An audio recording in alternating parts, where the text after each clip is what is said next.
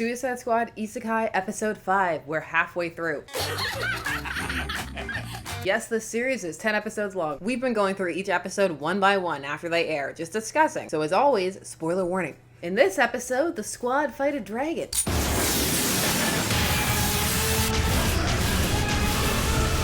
That's it. Roll credits. There was more to it than that, but that was the big set piece of this episode. It almost had vibes of being a filler episode because it was very much a bridge until the next latter half of the action takes place, where it feels like some of the more serious parts of the plot that have been hinted at are going to fully come together and have their day in the sun, because up to this point it has been very light fare, which, as mentioned in the first video we did on this, was the intent of the production crew. But now there's meant to be some stakes, so we'll see how that tone marries with all the things that have to happen, because so far it's been a bit of a mixed bag. This show is very clear about what it is. It's supposed to be an entry point, so it's not going too heavily into any kind of DC deep lore for people who are big fans of DC, and it's not going very heavily into exploring isekai in terms of people who are aware of that genre. It is still very surface, although there were some cute little visual nods in this episode, such as having the giant mushrooms. They've already referenced Alice in Wonderland verbally, but just to see them sitting around like that, it was a nice little callback. This episode had a few running jokes throughout it, such as the frying pan. Harley really wanted a frying pan. It was Chekhov's frying pan.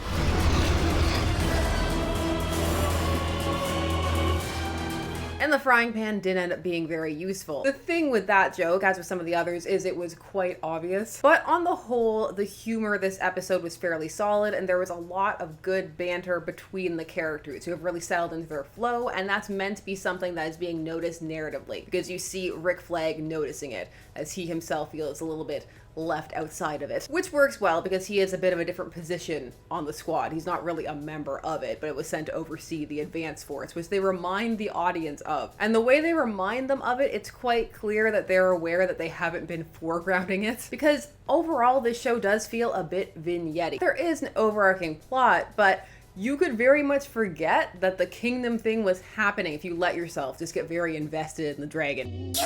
The squad have a new objective. One of the main tensions leading up to episode 5 was supposed to come from the fact that they had bombs in their necks that were set to explode. However, that never really coalesced into being a full-blown concern. Even when they were down to as little as 12 hours left, it never felt overly pressing. The most tense they have ever been about it is at the start of episode 5.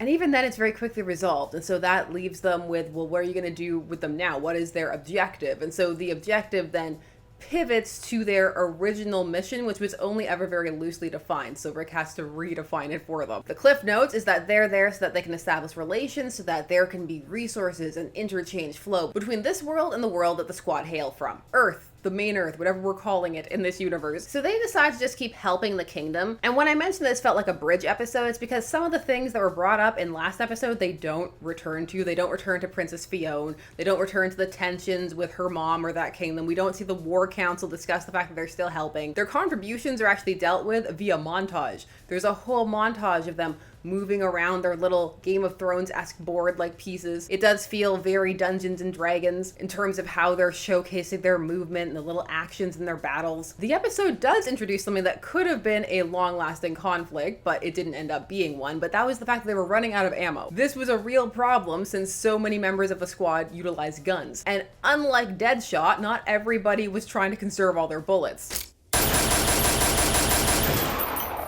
This leads them to having to go and get more ammo, go on an ammo run to the first helicopter. This was a very solid setup. It was the setup for the second half of the episode. For the first half, they're just kind of wandering around, setting up what they're going to be doing, and the fact that they don't have the concern about the bombs anymore. The second half of the episode is really where it shines in terms of the character interactions, in terms of the jokes, in terms of having some feeling of tension.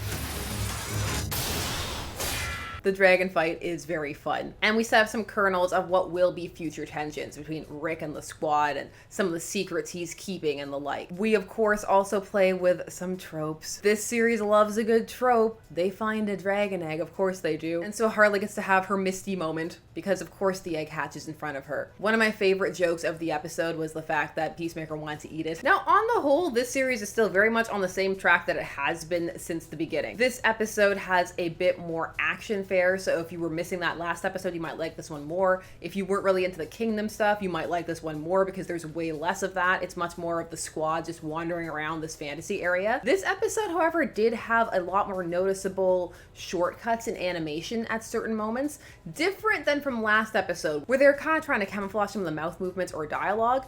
This had lots of moments where the characters were off model. There were some points where this was a stylistic choice, like you saw this with the frying pan and Harley and that sequence where she's sending the fire right back to the dragon. But there were other moments where it was just that the characters were off model, or they just weren't utilizing many frames for their facial expressions. It's one of those things where some people are going to notice it and others aren't. I watched this episode several times for the purpose of these off-the-cuff style videos that we've been doing, and so I definitely noticed it, and each time that I watched it, I noticed it a bit more. In particular, it was very noticeable with Deadshot this episode. Sometimes he just looks like a different person. Now, sometimes characters are off model, it happens, but it felt like it happened a decent amount this episode, and not always for comedic effect. Sometimes he just looked wrong. Depending upon how much one is enjoying and going along with everything, will determine how much they notice some of the potential logic inconsistencies. Clayface's powers, he is just not utilizing them to the max potential he could, because there's a moment where he tries to transform into a dragon-like creature to perhaps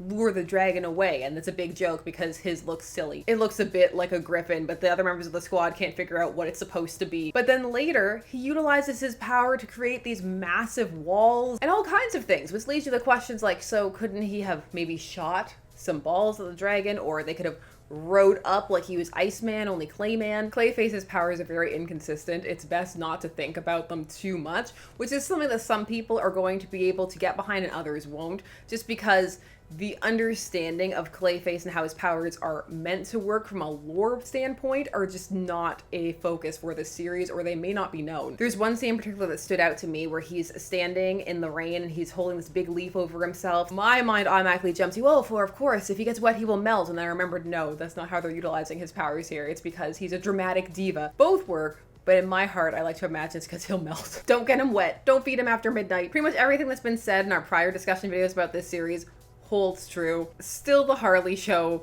still very much focusing on those humor elements, still a very surface Suicide Squad in fantasy realm. So if you're already enjoying this show, this episode did give a few more kernels to latch onto in terms of ramping up the tension, especially towards the end of the episode with the details surrounding Rick and the big reveal at the end with the keep. And if you weren't, this episode may have given you some stuff to latch onto, but if all of those other factors were really irritating you, they're still there. It was nice to see that the squad are kind of entering that found family friendship realm of their relationship-ish. Some people are still very much brushing up against each other, rubbing each other the wrong way. This episode also provided me with a wonderful frame to utilize for the thumb. That is one frame, but I saw it. Some really appreciated the hand-drawn dragon, that they didn't go for a CG dragon, which some felt they might, because there's been an intermingling of certain styles at points. They destroyed that blue eyes white dragon. It's time to do.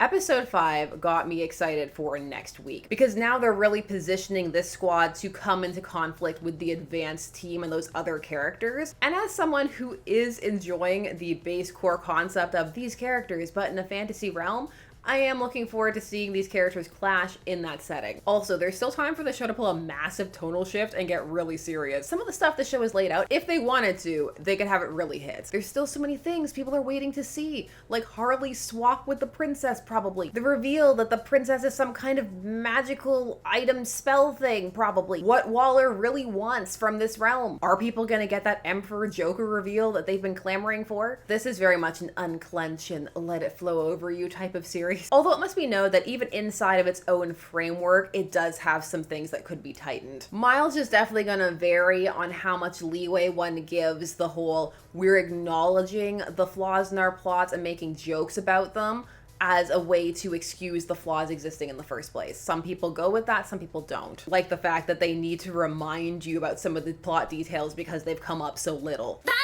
Bye-bye. Last week when we looked at 4, I said that was my favorite episode so far. I think 5's going to overtake that a little bit, because even though 4 had more world building overall. This one had more for the squad in terms of their interpersonal relationships and setting up the conflict that's going to have a domino effect later on. It also had a really cool fight sequence with the dragon. But where are you at with this series? If you've been following week by week, is it growing on you, or are you liking it less as it goes on? If you're someone who has access to the dub and the sub, which are you watching and why? I kind of want to make a video discussing the pros and cons of both. Would you be interested in that? Let me know. All of these are just my thoughts and I want to hear yours. Please tell me everything you're thinking. And while you're down there, please do all the YouTube things: like, share, comment, subscribe, hit that bell notification so that you never miss a vid. Thanks so much for taking Saturday spent discussing comics with me. I always appreciate it, and I will see you again soon. Bye-bye.